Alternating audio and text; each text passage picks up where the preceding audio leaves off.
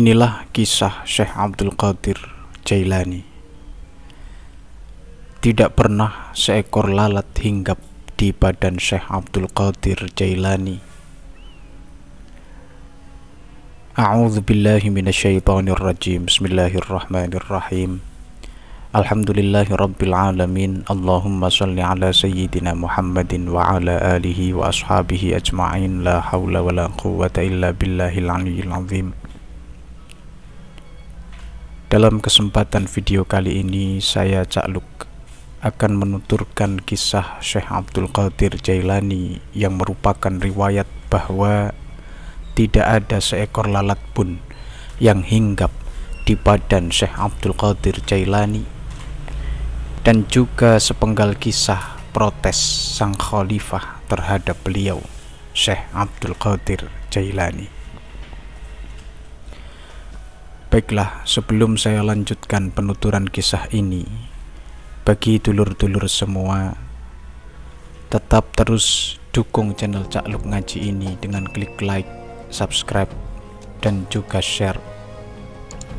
Semoga bermanfaat.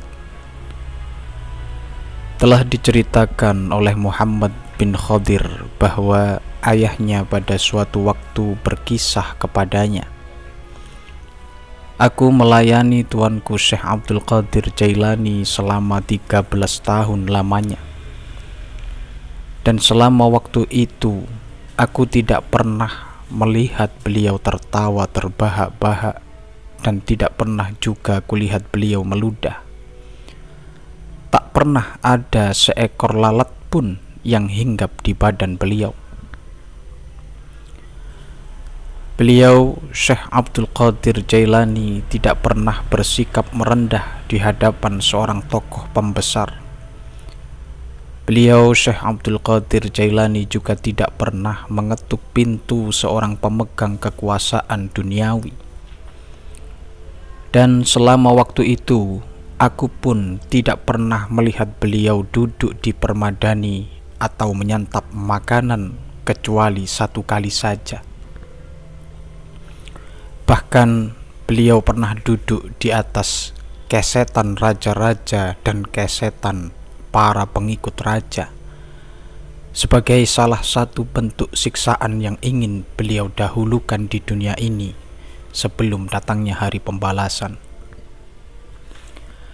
Jika beliau sang Syekh Abdul Qadir Jailani mendengar bahwa sang raja, utusan raja, atau kaum terkemuka hendak berkunjung kepadanya, sedangkan beliau masih sedang mengisi ceramah rutinnya, maka beliau akan segera beranjak masuk ke ruang pribadinya.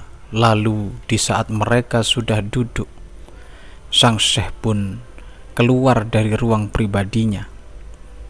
Setelah itu, beliau pun enggan untuk berdiri menghormat atas kebesaran tamu-tamu tersebut.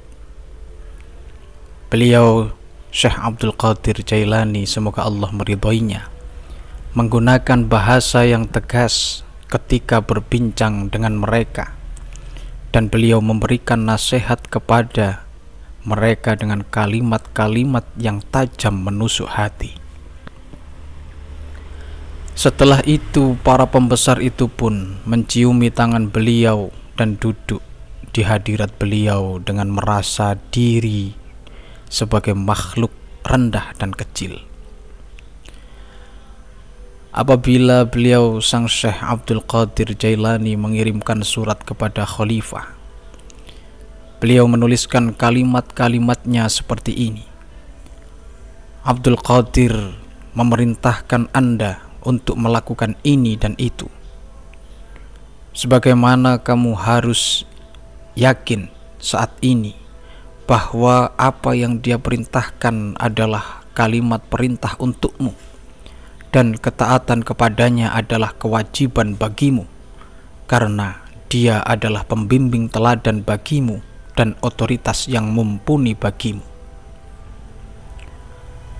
Kemudian setelah membaca selembar surat seperti itu, sang khalifah pun menciumi surat tersebut sembari berkata, "Syekh telah mengatakan kebenaran." Syekh Abdul Hasan Al-Faqih pada suatu waktu pernah mengatakan bahwa Ibnu Hubairah, yaitu orang yang menjadi wazir kala itu, ia pernah berkisah kepadanya,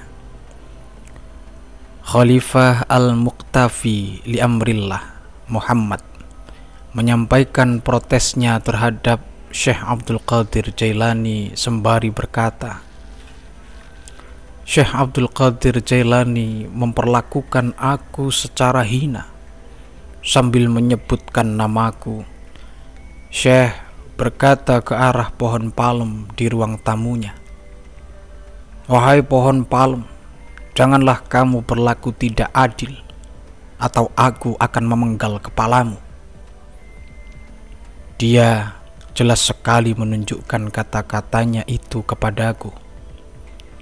Kamu harus pergi menemuinya dan katakan kepadanya secara pribadi, adalah merupakan sesuatu yang jelas tidak pantas bagi Anda untuk bersikap menentang kepada imam atau pemimpin, di mana Anda sudah tahu bahwa di dalam ajaran Islam melayani khalifah adalah sebuah kewajiban. Sang wazir pun melanjutkan kisahnya. Karena perintah itulah aku pun pergi menghadap sang Syekh Abdul Qadir Jailani. Namun aku mendapati sekelompok orang sedang berada di hadirat beliau, sehingga aku pun duduk dan menunggu kesempatan untuk bisa berbicara dengan beliau sang Syekh Abdul Qadir Jailani secara pribadi. Pada waktu itulah aku mendengarkan kata-kata beliau, dan aku mendengar beliau berkata dengan bahasa yang kasar, ya, aku akan penggal kepalanya. Aku sadar bahwa kata-kata itu ditujukan kepadaku. Aku memasrahkan diri kepada sang khalifah, dan aku pun menceritakan kepadanya apa yang telah aku alami.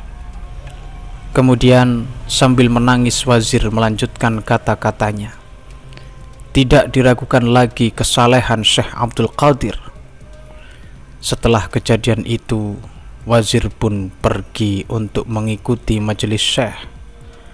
Duduk di hadapan beliau, menunjukkan adabnya yang baik kepada Syekh.